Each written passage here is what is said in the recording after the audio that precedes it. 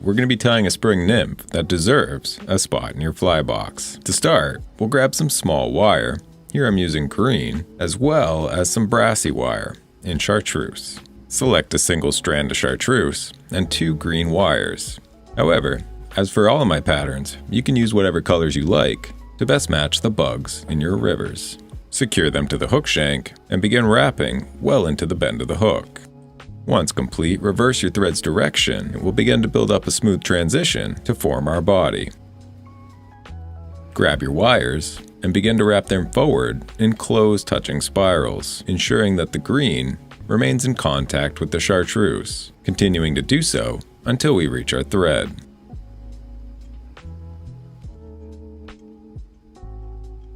Once complete, we'll secure, taking thread wraps both in front as well as behind our wire, and helicoptering the excess free. Bring your thread to the head of the fly and grab some mylar. Here I'm using pearl. Secure the mylar to the head of the fly, wrapping back towards our wire. Once complete, use your thread to build up a body that's even with your wire, leaving a small amount of room at the head of the fly. And grab some pearl UV crystal flash, selecting 4 strands and securing them to the head of the fly. Fold your strands over and secure them back towards our wire. Once complete, snip the excess free. Next, we'll fold our mylar over, secure it to the head of the fly, and snip the excess free. With this complete, whip finish to build up a small head. Snip your thread free and paint over the back, head section, and our body with some UV resin. This will add shine and durability to our pattern. And this is the Jujubatis. This particular pattern works well to imitate blue wing olives. However, it can represent a variety of insects. If you'd like to win this fly, comment #flies in the comments below. We're going to be tying a giant hellgrammite that you should have in your fly box this spring. To start, we'll attach some tan thread to our hook shank and create a small buildup around the eye of the fly. Grab some brown biots, select 2 fibers and place them in a V formation, securing them to the head of the fly. Secure tightly to your hook shank and snip the excess free. Cover your tag ends and whip finish to hold it in place. Snip your thread free and slide the bead back to the head of the fly, at which point we'll reattach our thread, snipping the excess free. And grab some lead-free wire. Insert the wire into the bead and secure tightly with your thread. Helicopter the excess free and continue wrapping the thread well into the bend of the hook. Here, we'll create another thread dam just as we did at the head of the fly that'll help splay out our biots. Place 2 more biots at the back of the fly and secure them with your thread. We'll then grab some straggle string, which is essentially sparsest as, secure it to our hook shank, wrapping back towards the tail. With this complete, we'll set it aside and grab some tan dubbing. Here I'm using a synthetic blend. Create a dubbing noodle and begin wrapping this in close touching spirals, tightening and adding more dubbing as needed. We'll continue doing so until we reach just past our hook point. With this complete, we'll grab our straggle string and begin to counter wrap the dubbing until we reach our thread, at which point we'll secure, taking thread wraps both in front as well as behind, and snipping the excess free. We'll then grab our dubbing brush and brush it out to give it a nice buggy look. Wrap your thread to the bead and grab some mylar. Here I'm using pearl. Secure the mylar strip to the head of the fly, wrapping back towards your dubbing. Returning the thread forward, we'll then grab a turkey tail. I get asked where I get my materials all the time, and like this turkey tail, many of them are gathered from hunting trips. Many of you don't know this, but I actually have a second channel that has hundreds of hours of both fishing and hunting related content. You can check that out in the comments below. With this complete, we'll grab this cool set of legs and secure them to the top of the fly. Don't worry too much about how the leg placement looks, because we'll be fixing that in the next step. Just focus on securing it tightly. Grab some more dubbing, create a dubbing noodle, and use the dubbing, both dubbing the body and also taking care to position the legs how you'd like. Take your time with this and create a transition towards the head of the fly. Once complete, fold over your turkey tail, secure in place, followed by your mylar. Secure them both tightly, taking thread wraps both in front as well as behind, and snipping the excess free. Whip finishing to hold everything in place. Snip your thread free and grab some thin UV resin, painting it over the back of your fly. Secure with the UV light and brush everything out to give it a nice, buggy look. And this is a hellgrammite imitation. I find they work exceptionally well in the spring, and if these are in your waters, you should definitely give it a try. Today, we'll be tying a nymph that's been used to win several fly fishing competitions. To tie it, you can grab a coq de leon feather, or I'm just using a black saddle hackle. Strip away a few feathers and secure them to the back of the fly. We want these to be about the same length as our hook shank, and snip the excess free. Next, we'll grab some pearl flashaboo, secure it to the head of our fly, wrapping back towards the tail. Complete, we'll reverse our thread's direction and begin building up a body transition towards the head of the fly. Your finished product should look something like a carrot, and it will help hold our bead in place. Once complete, we'll start wrapping our flashaboo forward in close touching spirals, doing so until we reach our thread. Secure with your thread and snip the excess free. Whip finish to hold everything in place. Snip your thread free and paint over the body section with some UV resin. This will add shine and durability to our pattern. Fix with a UV light and steal your wife's or your girlfriend's eyeshadow and mix it up with some thin UV resin. Add a small drop to cover the bead as well as the body section and hit it with a UV light.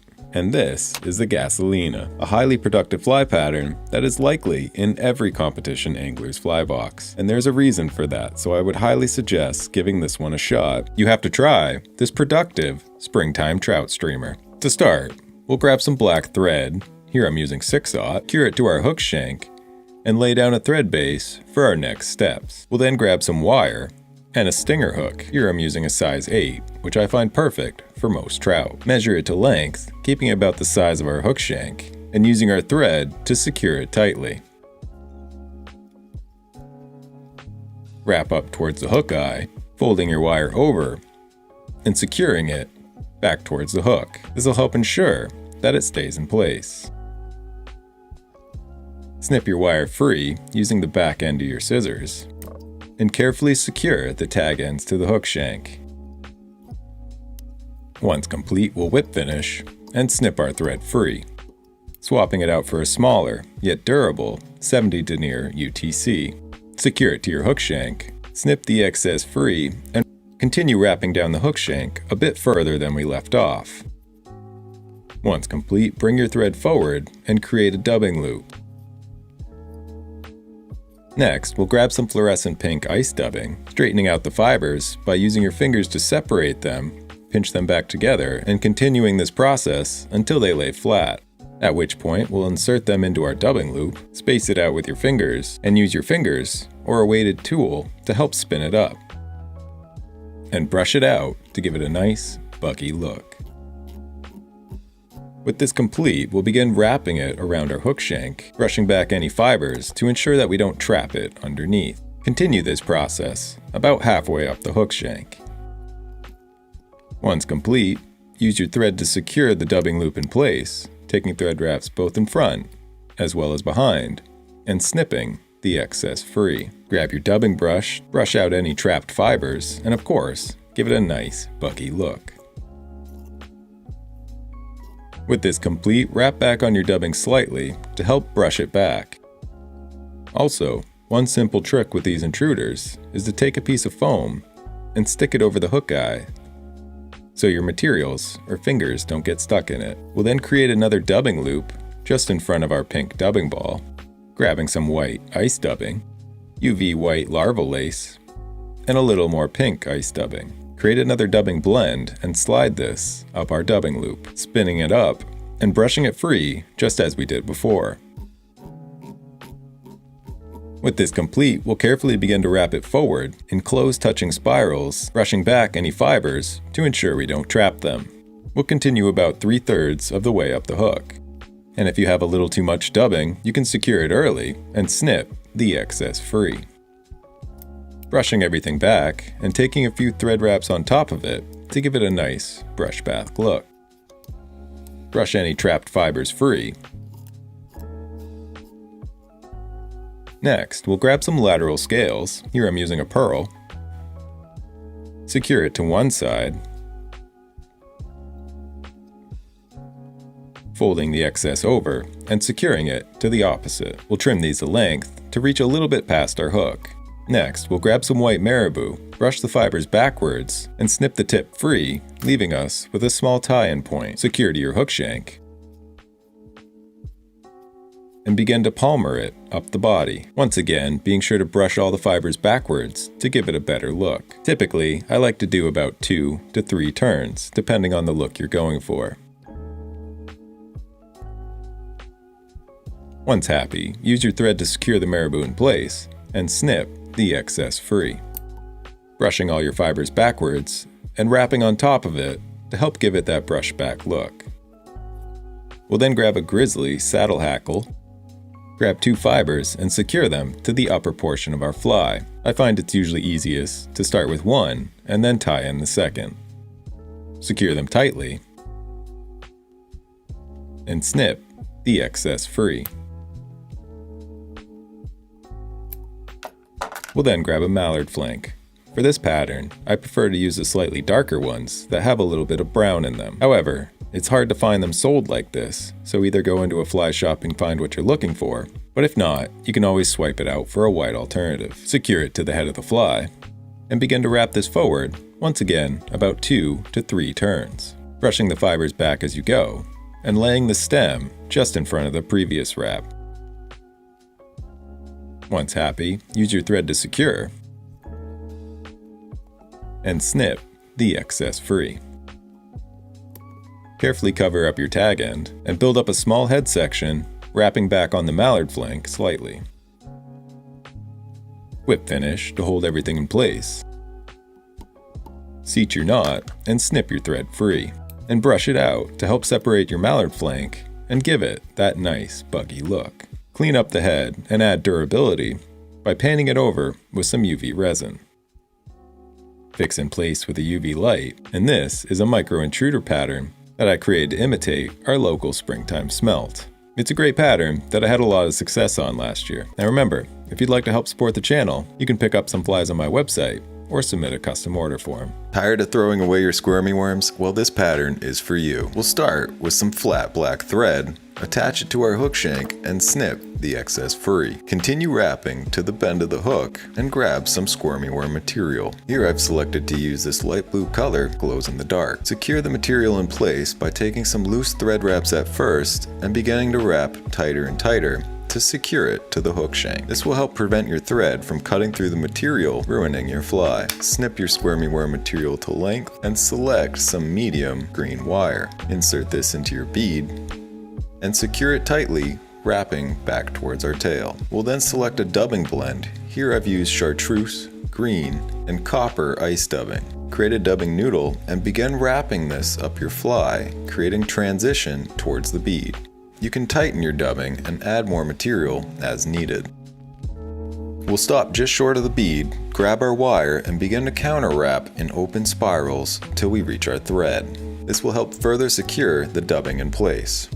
Secure by taking thread wraps both in front as well as behind the wire and helicoptering the excess free. For the head of the fly, I've selected some black hare's ear and peacock ice dubbing. Blend these two materials, create a dubbing noodle, and wrap this around the head of your fly. Once complete, we'll brush it out to give it a nice buggy look. This fly is excellent at catching fish, but still functions as a great caddis pattern once the tail is lost. Highly suggest stocking up on a few of these, as they can be a great chimeric fly. You can find them on my website listed below. Today we're going to be tying a controversial fly. To start this pattern, grab some ultra thread in red and attach it to our hook shank. Snip the excess free and insert a lead-free wire. Secure tightly and helicopter the excess free. We'll then wrap back well into the bend of our hook and grab some pink crystal flash. We'll select about 4 strands, secure it tightly to the back of our fly, and snip the excess free. Further secure it to the hook shank and wrap back up towards the head of our fly. We will then select a white and pink microfiber cotton, secure this to the head of our fly, wrapping back towards our crystal flash. Once complete, we'll make sure that there's no exposed fibers showing, building up a nice red base. We can then fold over our cotton, use our fingers to create a small loop, and secure that tightly to the hook shank, using our thread to secure it in place. Wrap back on it slightly, and then we'll continue up the fly, repeating this process. Create a loop with your fingers slightly larger than the last, secure, and continue to the next loop.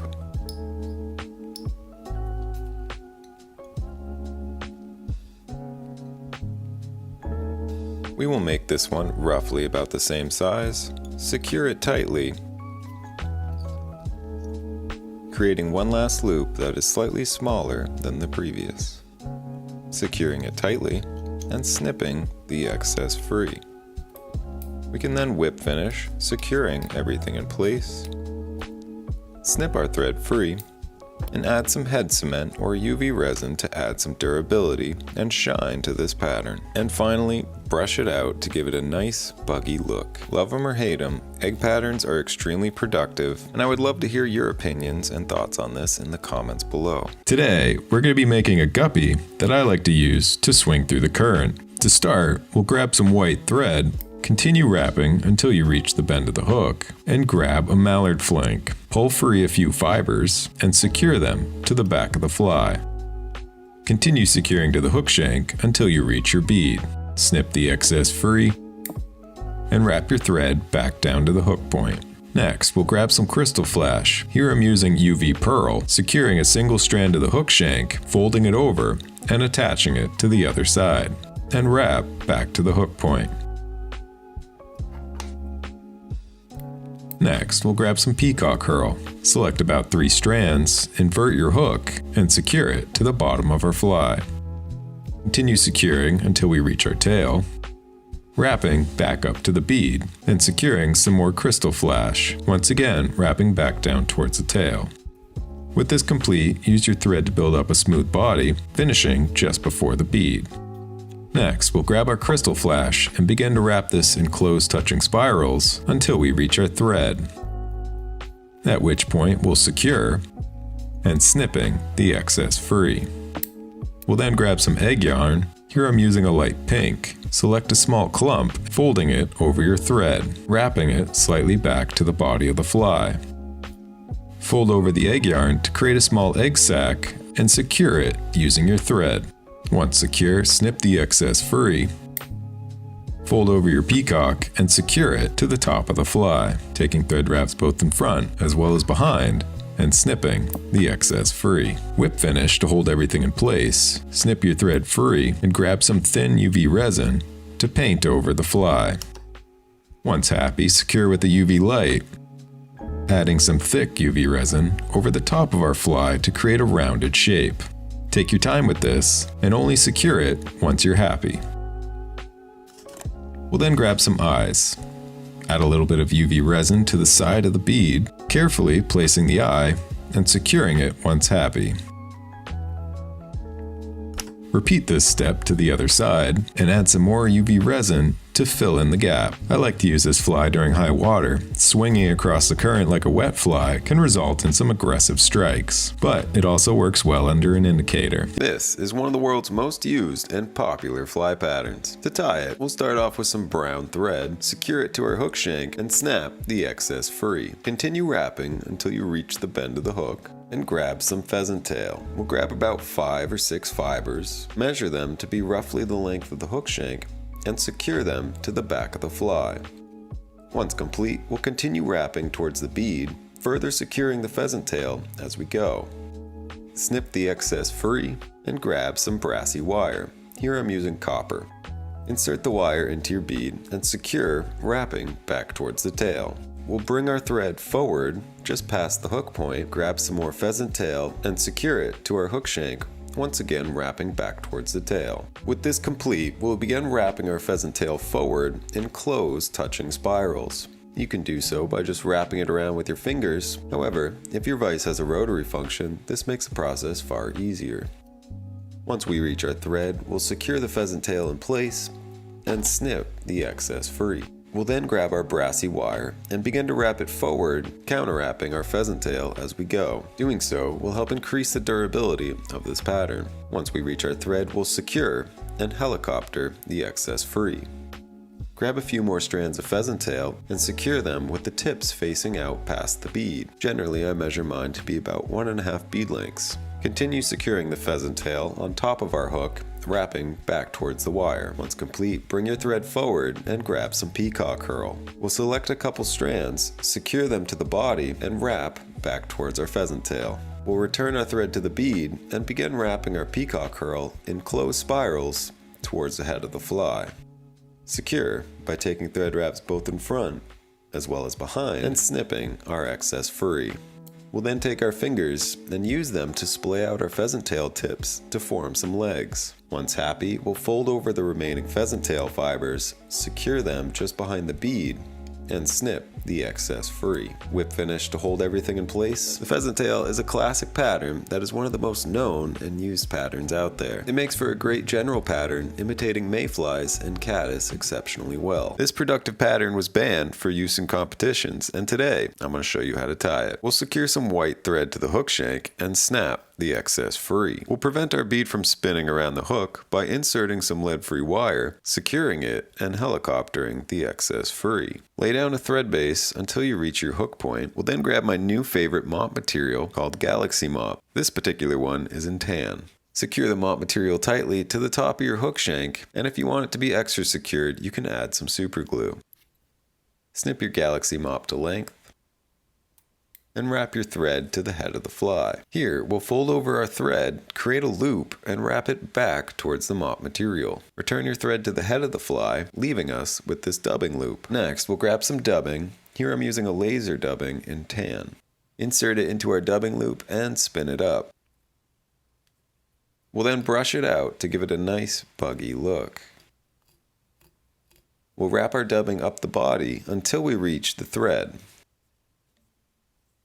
Secure, taking thread wraps both in front as well as behind and snipping the excess free. Finish it off by brushing it out to give it an extra buggy look. And this is the Galaxy Mop, one of my new favorite variations of the mop fly to fish. You have to try this simple fly pattern. To start, we'll grab some monofilament wire and secure it to our hook shank. And grab some lead-free wire. We'll insert this into our bead, secure it in place, and helicopter the excess free. Next, we'll grab some mylar. Here I'm using pearl. Secure it to the head of the fly. Continue wrapping to the bend of the hook, at which point we'll reverse our directions back to the bead. With this complete, we'll begin to wrap our mylar forward in closed touching spirals, doing so until we reach our thread. We'll secure, taking thread wraps both in front as well as behind and snipping the mylar free. With this complete, whip finish to hold everything together. Snip your thread free and paint over the body with some UV resin. This will add shine and durability to our pattern. Fix with the UV light, and this is the Mercury drop. It's easy to tie, sinks fast, and is completely indestructible. If you fish for pocket water trout, I would definitely suggest giving it a try. Today, we're going to be tying an underutilized fly pattern that deserves a spot in your fly box. To start, grab some small copper wire, secure it to the hook shank, wrapping well into the bend of the hook. At which point, we'll reverse our thread's direction back to the head of the fly. If you have a rotary vise, put in a couple turn whip finish and set your thread to the side. We'll then grab our wire and use your vice's rotary function to wrap it towards the head of the fly. If your vise doesn't have a rotary function, you can simply do this by hand. Today is also the airing of the first ever Mainly Flies podcast. You can find that on my second channel, linked here. The primary focus will be to answer your fly tying questions. So if there's anything you want to know more detail about, be sure to leave it in the comments of the most recent podcast. Once we reach the hook point, we'll grab our thread and secure the wire tightly in place, taking thread wraps both in front as well as behind and helicoptering the excess free. We'll then grab some tinsel. Here I'm using a gold hollow tinsel, secure it to one side of our fly, wrapping back towards the wire. Repeating this process with the other side. Secure tightly and begin to build up a larger head than our body. Fold your tinsel over and secure it to the head of the fly. Take your time to ensure they're oriented how you like. With this complete, snip the excess free and whip finish to hold everything in place and cover your tag ends.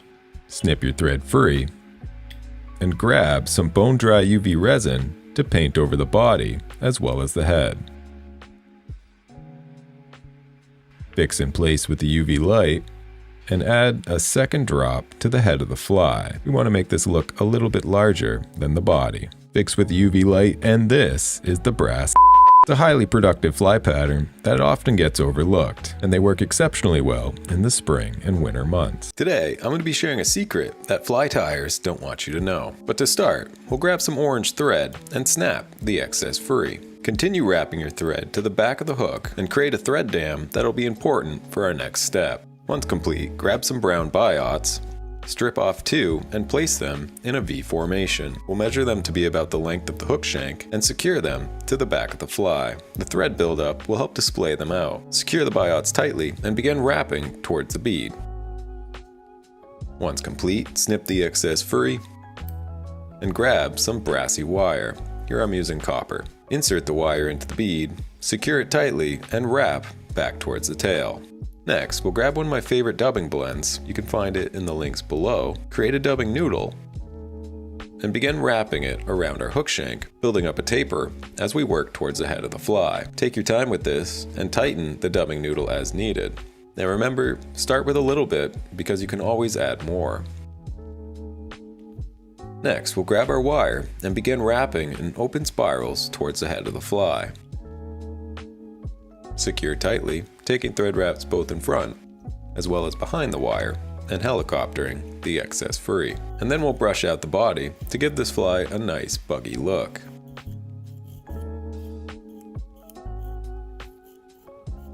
Pull any excess fibers free and add a very loose dubbing noodle, wrapping this just around the head of the fly. Pull everything back and add a couple thread wraps in front. With this complete, brush it out once again to give it a nice buggy look. And this is a fly called Scruffy, and while it may not look pretty, I prefer fishing these buggy flies. So remember, if you're new to fly tying, don't get discouraged by seeing someone's pretty fly, because a fly like this is likely to catch more fish anyway. If you're not using this dry fly, you're missing out. To start, we'll grab some white thread, secure it to our hook shank, and snap the excess free. Next, we'll grab some parawing, I like to use a high-vis orange, and secure it tightly to the top of the hook shank. We'll use this to create a post, pulling the fibers up. Use your thread to secure it, as well as wrap around it in order to create our post. Doing so by starting with loose wraps, wrapping tighter and tighter as you go, is going to be your best approach. Once you've started the post, wrap back down to the base and secure it tightly. I like to make small wedges on either side of my post to ensure it doesn't spin around the hook shank. Continue extending your post slightly, wrapping back down to the base, and snipping the parawing to length. We'll keep it a bit longer than necessary for our next steps. Wrap your thread well into the bend of the hook and grab some dubbing. Here I'm using a March brown color. You can find the specific dubbing I'm using in the links below. Create a dubbing noodle and begin wrapping this up the hook shank until we reach our post. Doing so in close touching spirals and tightening or adding more material as needed. Next, we'll grab some saddle hackle. Here I'm using a tan color. Select a single feather and measure it to length. Strip the tips free, strip away some of the fibers of your feather, and secure it to the hook shank, leaving a bit of extra material so we can wrap it up the post. Continue securing and snip the excess free. Wrap your thread back towards the post, lifting your feather upward and using your thread to secure it in place. With this complete, wrap to the bottom of your post and grab a different colored dubbing. I like to use a second color that complements the first and is typically a bit darker. Here I'm using a brown. Create a dubbing noodle and begin dubbing your body towards the hook eye, once again in close touching spirals, adding more material as necessary. ensuring that your final thread wrap is on top of the dubbing we just placed. Grab your saddle feather and begin to hackle this around the post, doing so in close touching spirals until you reach your thread. If you find your hackle is a bit sparse, you can tie in 2 feathers. Once complete, secure in place, trying to prevent from trapping any fibers beneath, and snip the excess free. Trim your parapost to length, and color in your thread to match whatever body color you decide on. Snip the excess free, and clean up any trapped feathers. And this is the Clinkhammer. Its profile looks like an emerging insect and makes a great addition to any dry fly box. I would highly suggest giving it a try. This underrated pattern is a trout magnet. To tie it, we'll start off with some red Vivas thread, secure it to our hook shank, and snip the excess free. Next, we'll grab some brassy wire. Here I'm using silver. Insert the wire into the bead and secure tightly using your thread. Continue wrapping and securing your wire well into the bend of the hook. At which point, we'll reverse directions and begin wrapping towards the head of the fly. Repeating this process, stopping just short of your starting point, will create a smooth transition, stopping once your thread reaches the bead. Once you're happy with your transition, grab your brassy wire and begin wrapping it forward in open spirals until we reach our thread. At which point, we'll secure, taking wraps both in front as well as behind the wire and helicoptering the excess free. Next, we'll grab some small beads. Here I'm using a pearl, thread it through a floral leader. Here I'm using 6X, and secure it to the top of the fly just behind the bead. Use your thread to fix the fluorocarbon leader in place, taking wraps both in front as well as behind, and helping to prop the bead up by taking wraps around the fluorocarbon between the bead and your hook. Secure in place and snip the excess floral free. If you'd like to try this fly but don't tie, you can pick up this fly as well as all my other favorite variations in my website listed below. This fly pattern is my secret weapon when it comes to imitating midges. To start, we'll secure some black thread to our hook shank and grab some peacock herl. Select a single strand using your fingernails to strip off any fibers, leaving you with the quill underneath. Secure the strip quill to the hook shank and wrap well into the bend of the hook. Reverse your thread direction and finish around the hook point. We'll then grab our quill and carefully begin to wrap this in close touching spirals towards our thread. At which point we'll secure and snip the excess free. We'll then add some UV resin over our quill. This will not only add shine, but also increase the durability of the highly delicate quill. Once happy, secure with a UV light and grab some CDC. This maroon color works exceptionally well in my waters. Secure to the top of your fly using a pinch wrap and wrap it back slightly on top of your quill. Once complete, grab some dubbing. Here I'm using a light tan. Create a sparse dubbing noodle and begin to dub your body, tightening and removing or adding material as needed. Once complete, brush it out to give it a nice, buggy look, being careful not to break your CDC feather. Once happy, we'll fold over our feather and secure it just behind the hook eye. Snip the excess free, folding everything back and whip finishing just behind the hook eye. And this is the smoke jumper. I like to use this pattern to imitate small midges, typically tying it behind a Clinkhammer or a parachute Adams. We're going to be tying up a marabou variation of the classic Steve Carey's Black Ghost. Now we're going to start with a flat black thread. I like to use Ultra Thread 140. Give ourselves a little bit of space for the head of the fly. Snip that free and then continue all the way to the end of the shank.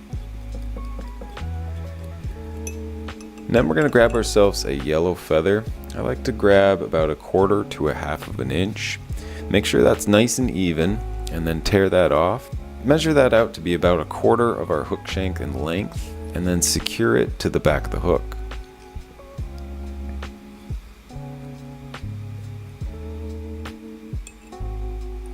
Once that's good and secure, we can start to wrap forward a little bit, grab our scissors, and then snip that off at an angle. Snipping it off at an angle is going to allow us to create a more seamless transition when we're building up our body. We'll grab ourselves some brassy wire in silver. Now this is typically tied with a tinsel, however I really like the durability that these brass wires offer, and the ribbing looks quite good as well. So we're going to secure that to the back of the hook. And once that's finished, we can start to create a seamless body transition to the head of the fly. Now, if you want, you can use a piece of yarn or something of the sort to build up your body by attaching it to the back. However, I like the simplicity of just using my flat black thread. Once that's finished, we'll grab our wire and start making some even wraps towards the head of the fly.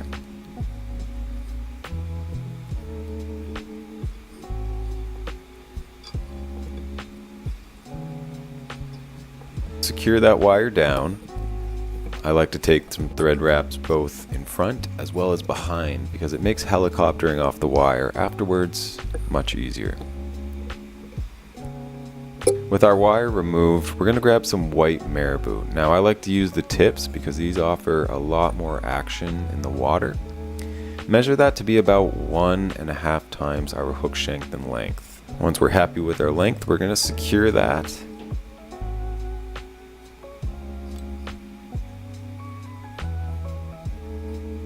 Snipping off the excess, once again at an angle. Next, I like to start to build up the head of my fly, but I don't get too carried away here because we still have one more material to add.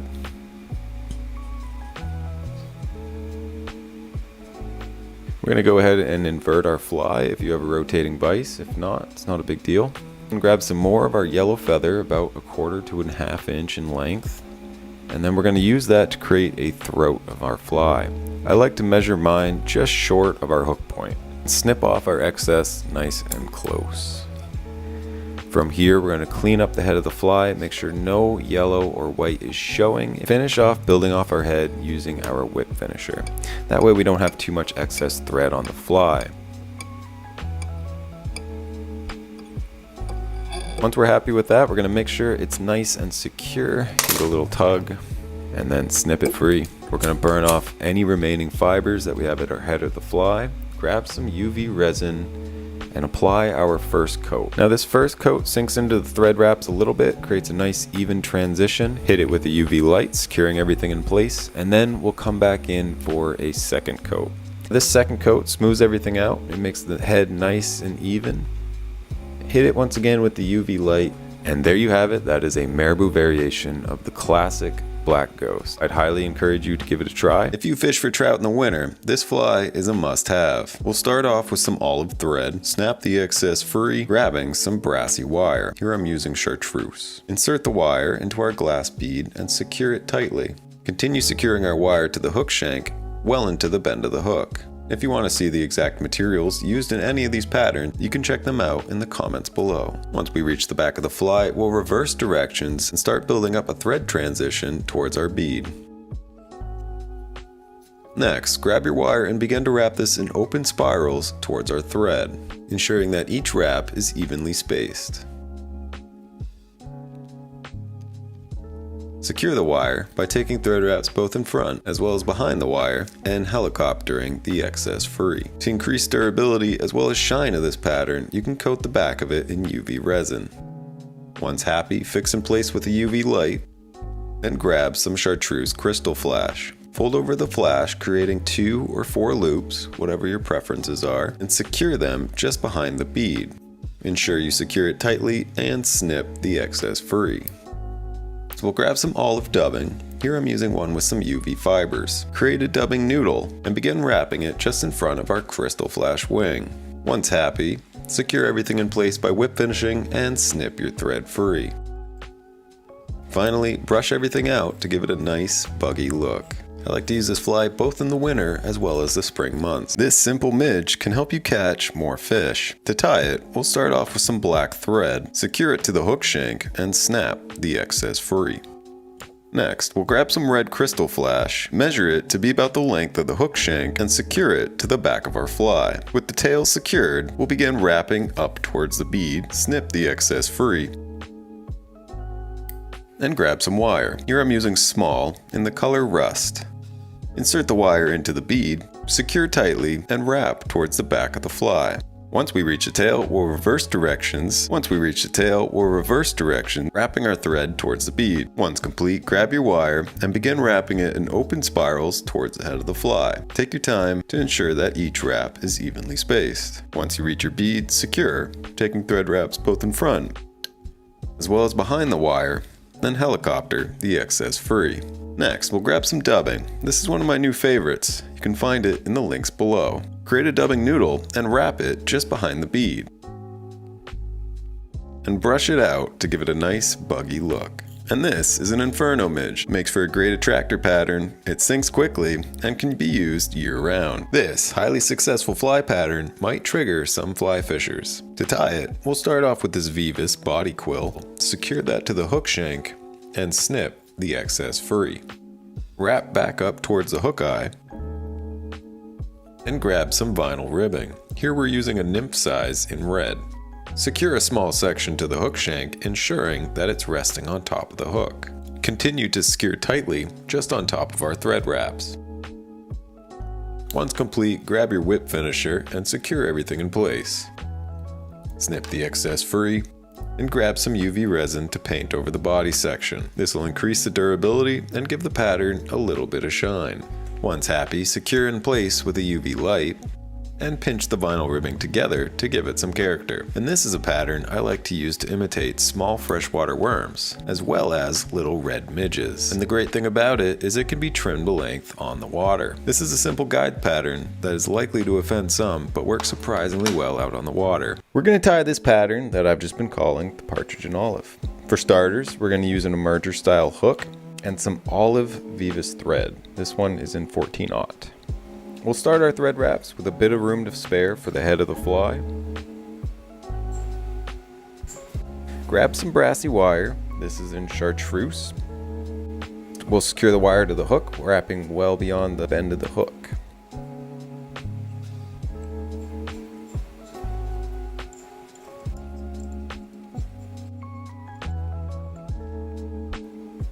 Move the wire out of the way and we can use our thread to start building up a body transition. Great way to do this is to go up to the head of the fly and then wrap your way back down till you almost reach where you started, and continue this process until you reach the head of the fly once again. This is a simple way to create a nice transition to the head of our fly. After that, we'll grab our wire and start wrapping it in open spirals till we reach our thread.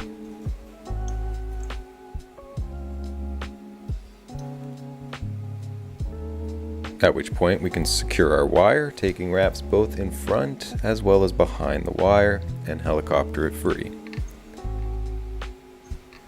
We'll wrap back just a little bit, grab some olive dubbing. This in particular is a synthetic dubbing with a little bit of UV in it, but of course you can use whatever dubbing you choose.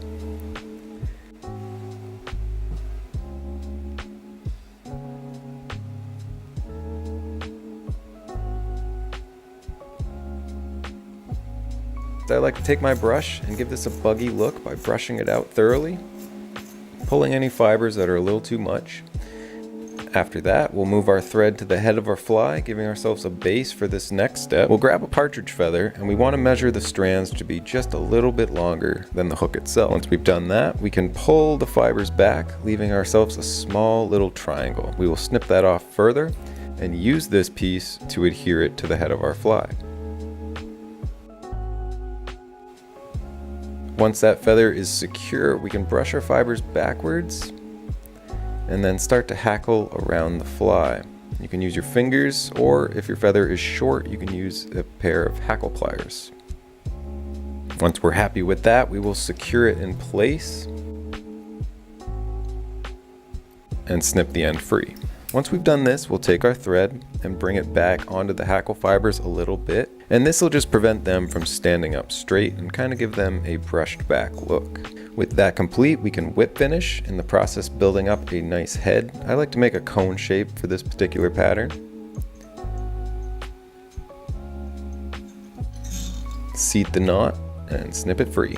And if you have any fibers near the head, the simplest thing I've found to do is grab a lighter and simply burn them off. Just make sure you cover up any delicate parts of the fly and only move your lighter close enough to singe the fibers you want. We'll grab some UV resin and paint that over our head. And this will create a nice smooth head section of our fly. You can pull off any fibers that you don't like. This one in particular was a little long, and that is the finished product. Soft hackles offer incredible movement in the water and are really underutilized by many people. Have you ever looked at the midges in your river only to find out that you have nothing in your fly box that represents a clear pattern? Well, this midge solves that problem. To start, we'll secure some mono thread to our hook shank and grab some clear vinyl ribbing. We'll secure this to our hook shank right around the hook point. Secure tightly and continue wrapping well into the bend of the hook. Reverse your thread's direction, finishing at the hook point. We'll then grab some UV crystal flash, here I'm using pearl, secure a single strand to your hook shank, and begin building up a small body transition towards the head of the fly. Grab your crystal flash and begin to take a few touching turns, a little ways past your hook point, and continuing up to the thread. Secure. And grab your vinyl wire. We'll begin to wrap this forward in close touching spirals until we reach our thread.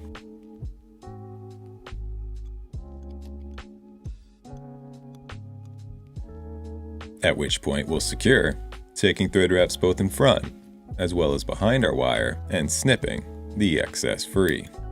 Secure your tag end and build up a thread base at the head of the fly to be equal to the body section, finishing with your thread at the head of the fly. At which point we'll grab our crystal flash and begin to wrap this back on top of our thread. Secure by taking thread wraps both in front as well as behind and snipping the excess free. Whip finish for durability. Snip your thread free and paint over the head with a little bit of UV resin. And this is a diamond bling midge. And give it a try next time you see some phantom or clear midges in your waters. If you're new to fly tying, then this pattern is for you. To start, we'll grab some extra small wire. Here I'm using black. Insert it into our bead and secure tightly with your thread back towards the tail, and finishing just before you hit the bend of the hook. Once complete, reversing your thread's direction back towards the bead.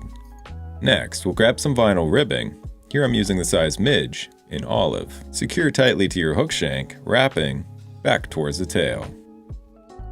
Bringing your thread forward once again. With this complete, we'll begin to wrap our vinyl wire forward, doing so in close touching spirals. Once we reach our thread, we'll secure, taking thread wraps both in front as well as behind our vinyl ribbing, and snip the excess free. Grab your black wire and begin to wrap this forward in the grooves of our vinyl wire. Take your time on the first wraps, and the remaining ones will fall in place easily, continuing to do so until we reach our thread.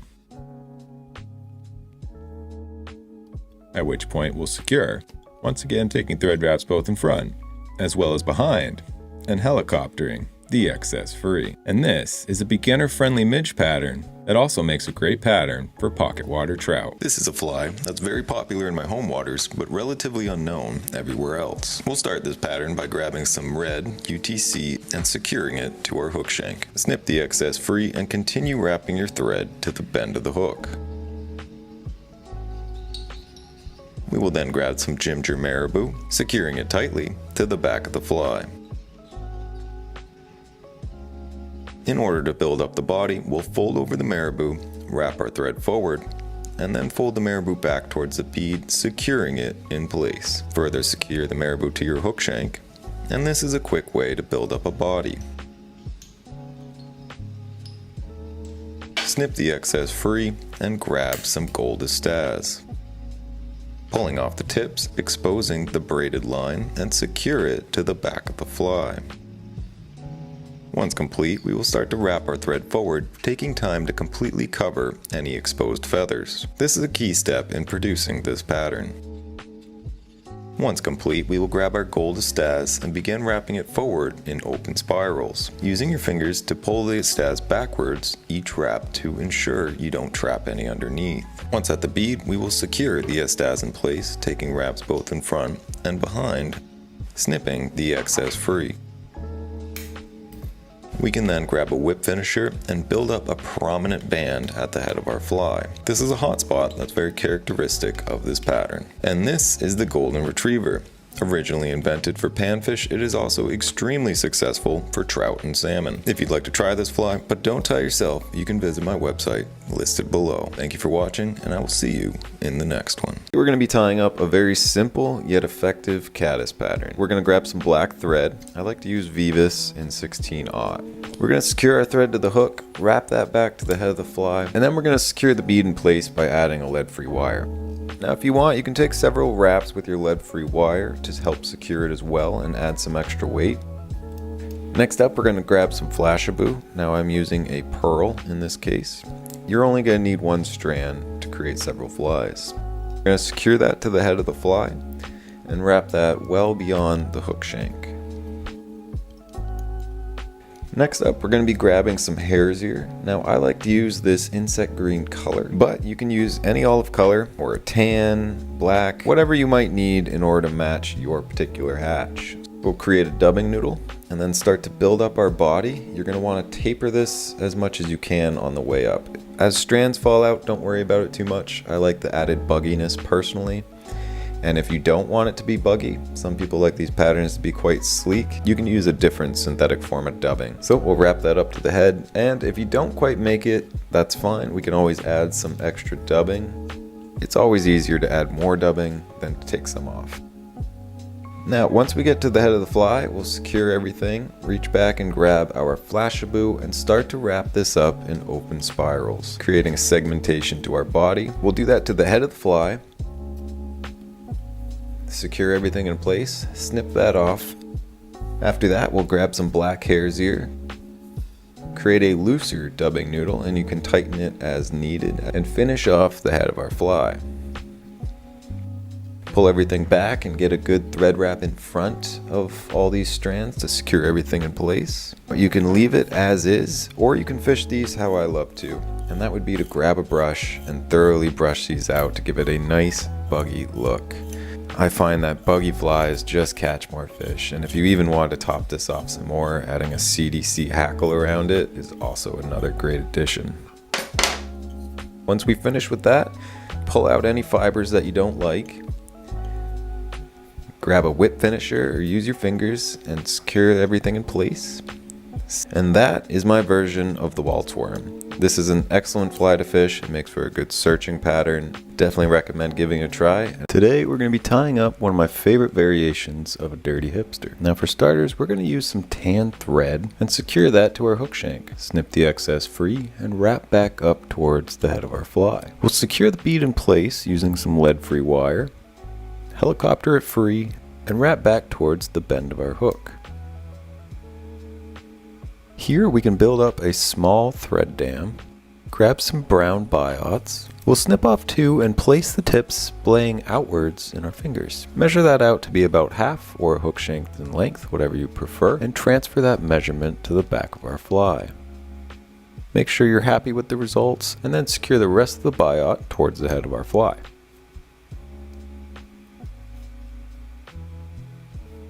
Once complete, we'll snip the excess free. Grab some copper wire, I'm using a size brassy, secure that to the hook and wrap back towards our biot tail.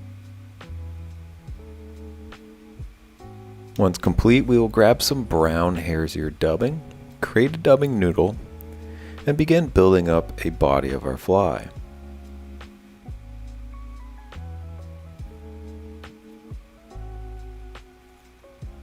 And once complete, we can grab our brassy wire and start counter-wrapping that up the fly until we reach our thread. Once here, we will secure by taping wraps both in front and behind and helicoptering free. Next up, we will grab a strand of flashabou. We're going to secure that just behind the head of our fly and wrap back slightly onto our dubbing. Next, we will grab a small piece of thin skin, here I'm using clear, and secure that over our flashabou. With those in place, we will grab some silicone legs, attach those just behind the head of our fly, and secure them tightly. Next, we will snip to length. I like mine to be a bit longer than the body of the fly. Grab some more brown hare's ear, and we will use this dubbing to help move our legs to face the proper direction. Take your time with this as you wrap up towards the head. Make sure the legs splay out properly.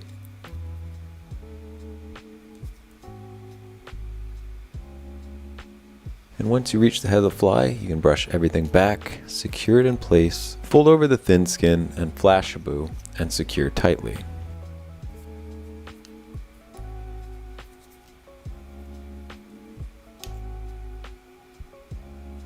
Once complete, we can snip those free, pull back our silicone legs, and whip finish to keep everything in place. Snip your thread free and add some UV resin to the back of this fly. This will both increase the durability of our fly, but also its visibility and the shine that we get from our flashaboo. This is an excellent trout fly. It sinks quickly, has a great profile, and the legs provide a lot of movement in the water. If you don't tie yourself and would like to try some out, you can go visit my website listed down below. Thank you guys for watching, and I will see you in the next one.